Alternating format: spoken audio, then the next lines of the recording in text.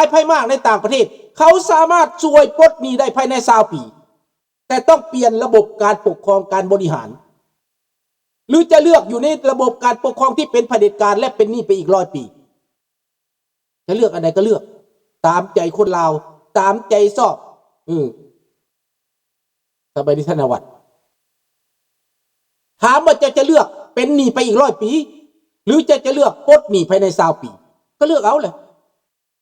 เลือกคนลาวอยากได้แบบใดถ้าปลดหนี้เอาอิมแพคเรื่องสังคมมันจะเป็นแนวใดถ้าปลดหนี้ภายใน20 ปีคนลาวก็จะอยู่ดีกินดีขึ้นมันก็จะเจริญขึ้นจะก้าวหน้าขึ้นถ้าเป็นหนี้ไปอีก100 ปีคนลาวก็ยากจนลงทุกวันเกิดจากท้องแม่มาก็ต้องใช้หนี้ต่อไป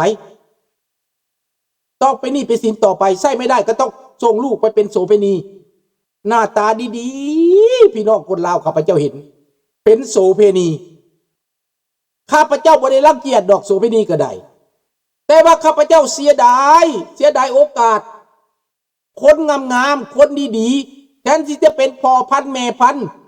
แทนที่จะเป็นสังคมจบงามกลายเป็นโสเภณีหาเงินแบบขายตัวเองผู้ใดจะบอกว่ามันธรรมดาผู้ใดจะบอกว่าปกติข้าพเจ้าว่ามันบ่ปกติชาติหนึ่งที่ยอมขายตัวเองเพื่อเป็นโสเภณีนี้ถือว่าชาตินั้นเดือดร้อนได้ชื่อว่าชาตินั้นบ่มีแนวเหตุอะไรอาชีพที่สงวนไว้ก็แม่นขายตัวเองนั่นพี่น้องลองไปเป็นโสเภณีเบิ่ง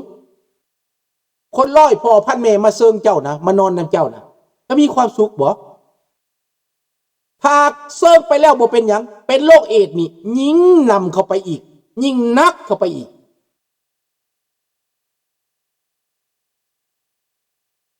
ลูกปฏิวัติเป็นกะหรี่ใช่ครับ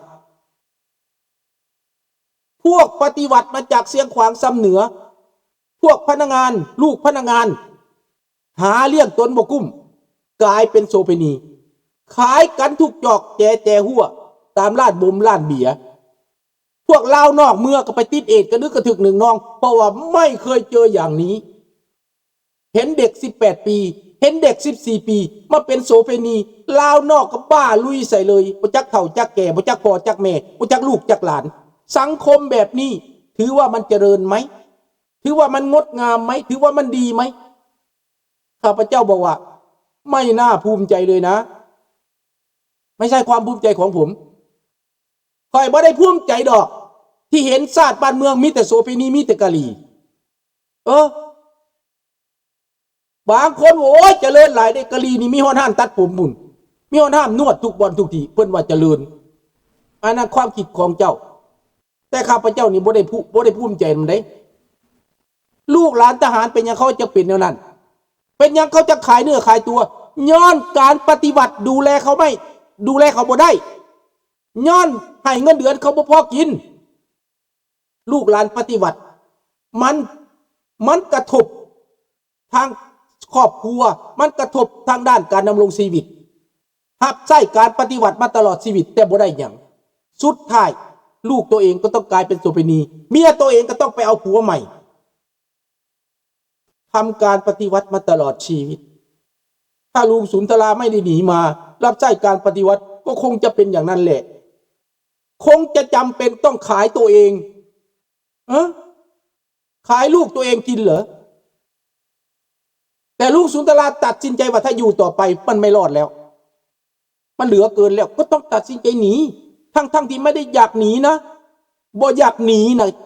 ขนาดมีวีซ่ามีพาสปอร์ตไปฝรั่งเศสไปเฮียนต่อฝรั่งเศสข้าพเจ้ายังบ่ไปพ่อเลี้ยงของข้าพเจ้านะพันเอกดร.โรเลนะพี่น้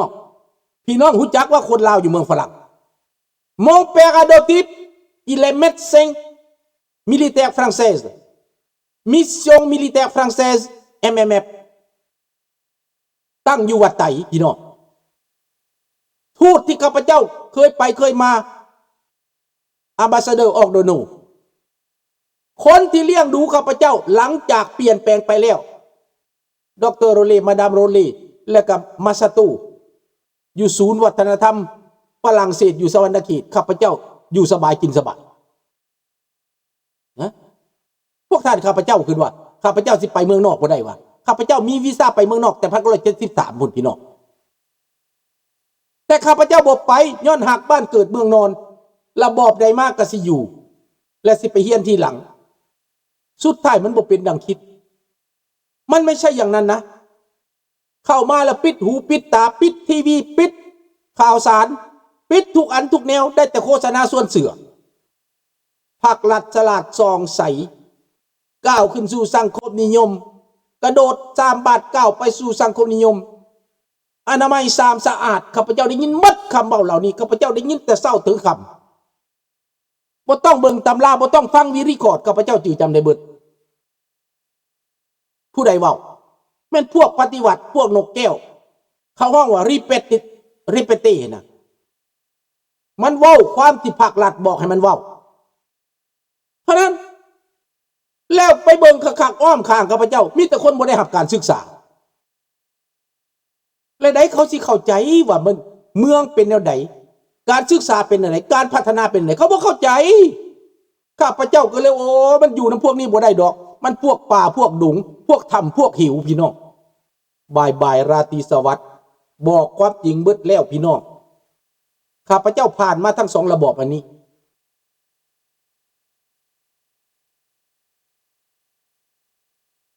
ข้าพเจ้าเห็นหมดฮู้คักฮู้แน่ว่าเผด็จการมันเฮ็ดแบบใด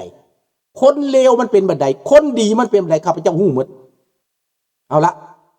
ขอบใจหลายๆโชคดีท่านผู้ฟังผู้ชมทุกคนทุกท่านราตรีสวัสดิ์กุดไนท์บอนนุยโอเรวัวแม็กซี่โบกู thank you very much